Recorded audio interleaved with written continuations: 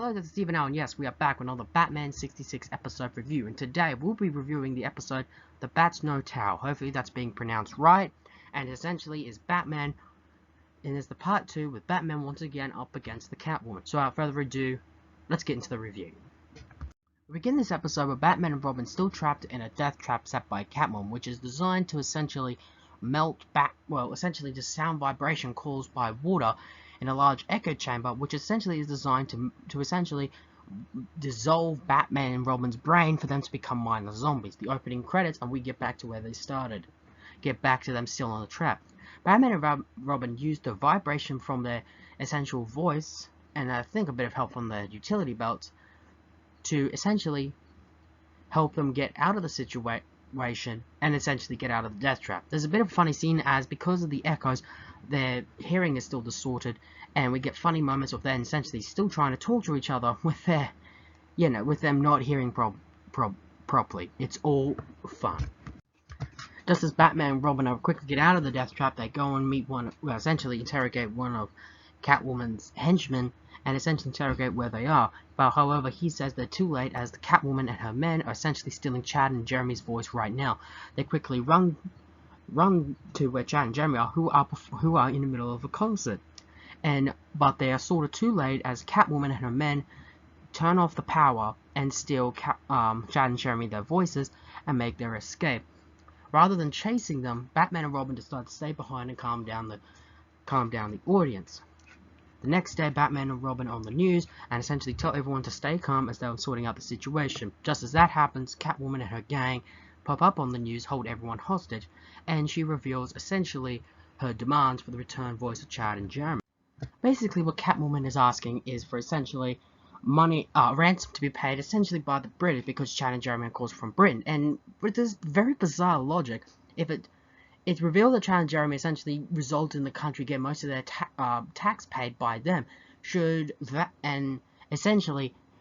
stop paying because of their record sales, the whole country might be deflated. It's bizarre and crazy. And essentially, Catwoman essentially is holding up an entire country. Despite the bizarreness of it all, I can't help but wonder, this is probably one of her biggest schemes yet, holding up an entire country for a ransom. It's pretty out there. Of course, it ends with the TV host losing his voice, Catwoman and her gang quickly making their escape. We then cut to Batman and Robin going to essentially the British Embassy to see what their answer will be to the crisis. And of course, the answer is essentially no. They will have, their sentiments are millions for the records, not a cent for the ransom. With that said, Batman and Robin quickly leave, go back to the Batcave. And they go back, however, before that, they are at Police Commissioner Gordon's office, where Catwoman essentially is called up and is asking for more ransom. Otherwise, she will return her, voice stealing on the world.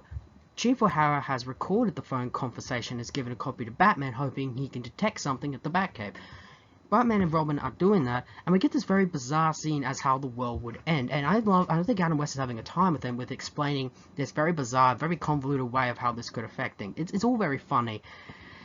And I think Adam West is really enjoying himself and really trying not to break character with this. And if I was doing the scene, I would think I would have broke character 10 times before getting this filmed. However, anyway, back to the episode. They then search on the recording device and find out 3 hairdryers. Dick then goes up to see how Chad and Jeremy are going, hoping that the thing wears off. No known remedy is helping. However, they get the biggest break. Chad and Jeremy essentially want to go to the hair salon, as it is the newest one as it's one of the newest one for rock and rollers to go. And it's revealed there that they have 3 hairdryers. Thinking this is possibly the lead, they then head there. We then find Catwoman and her gang at the salon, and essentially it's revealed that how she plans to reverse it is simply give them this spray on their voice, which will bring their voices back. So it turns out she's never stolen their voices, but has rendered them useless so no one could speak. What then ends up happening, Batman and Robin arrive, and a bat fight breaks out. It's all fun and very comedic, but Catwoman makes her escape. Batman chases her into an alley, where she gets the upper hand and has her at gunpoint, but she can't let herself to kill him in that way. We get this nice little fun moment between Adam West and Julie Newmar, and I would have missed it for the world. And it ends with them leaving as a couple to Robin's, questioning the whole thing. It's like, you know, it's just funny. You just have to see the scene to believe it. We then end the episode with Chad and Jeremy at a concert, with Commissioner Gordon having his voice back, with Alfred and Harriet, Dick and Bruce watching on. It's a really fun sight. And the episode ends with tune in next time where Batman and Robin will be going up against the Puzzler. Who is he? Wait till the next episode. With the cast here, only I think really three people really stand out to me. And Harriet's his relationship with Chad and Jeremy, which was definitely, you know, like how she interacted with them in the previous episode, is done very well here, and I absolutely love it. Another thing I also like is how Chief O'Hara, believe it or not, is essentially what helps Batman and Robin save the day. He was smart enough to record a telephone phone call that Catwoman gave, and this allowed Batman to use at their Batcave to analyze the background, which resulted in finding Catwoman's known location. And of course, Batman's growing essentially attraction towards Catwoman. It's done really well here, and I love every minute of it. Other than that, the rest do fine as always, and all great to see. I like at the end when Robin essentially is confused about what he had seen with Batman and Catwoman, but it's just fun nonetheless. But of course, let's talk about Catwoman. Judy, meanwhile, fully owns the role. There's nothing more I could say. But I really love how essentially the relationship between her and Batman are really starting to develop here, and I'm loving every minute of it. It's comedic to the fullest, and you can really tell that she's really attracted to him just as Batman's really attracted to her. Again, this heavily echoes the modern interpretation of Batman and Catwoman's relationship, and I don't know, and I firmly believe it all started here more so than the comics. It's all fun. This is a pretty ambiguous plot. However, I will admit it does feel a little bit far-fetched, but I don't really blame it on the Catwoman character. I more think it has something to do with the special guest appearances we have for these episodes. Like I said, in the previous episode, like I said, it's clear that because of the huge popularity Chad and Jeremy had, and how huge the Batman TV show was at the time, these two, of course, every big celebrity wanted to get a piece of it and join the show. So Chad and Jeremy, of course, joined on. And it's clear that these episodes were written around just for their appearance. And it's all fun to see nonetheless. It's really fantastic. And I love these episodes because of Chad and Jeremy. I happen to like this part because we have another window cameo.